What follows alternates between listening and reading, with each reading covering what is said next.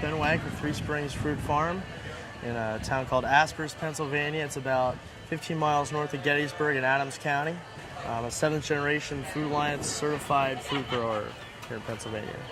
I've really enjoyed in the last couple of years kind of rediscovering a lot of the more heirloom and heritage varieties of apples. A lot of them were very popular a long time ago, and they're kind of getting a rebirth here in recent times. One that we're anxious to bring to market for the first time. We've been growing the trees for a number of years, so this will be our first big harvest. I believe the first word is pronounced Esopus, but it's the Spitzenberg apple, and was a favorite of Thomas Jefferson's and is planted at Monticello. And that's a variety that I've had before, and this will be our first time really having a decent-sized harvest we can share with our customers. One I've always liked is, I believe is actually Pennsylvania in its origins, is the smokehouse apple. It's another good, more tart than sweet heirloom variety. It's been a real hit with our market customers here.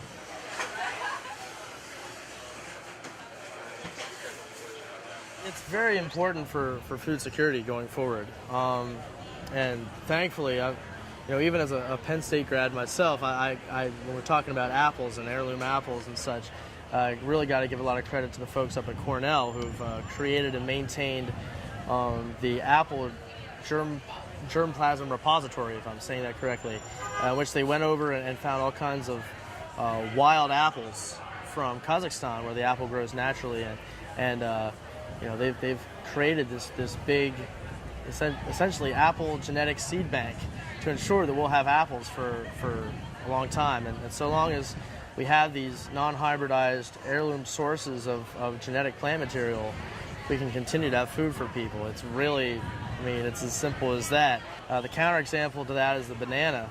There's lots of stories that I've read that so many of the bananas that you'll find in the store are all derived from one single genetic parentage, which I believe is called Cavendish banana. And the moment that there would be any type of plague or affliction that would be susceptible to, the world would be out of bananas. So there's a great kind of black and white example of the importance of heirloom seeds and maintaining our seed security for the future. We know that we'll always be able to have apples in perpetuity because we have a large collection of wild type genes, and the banana growers don't have that.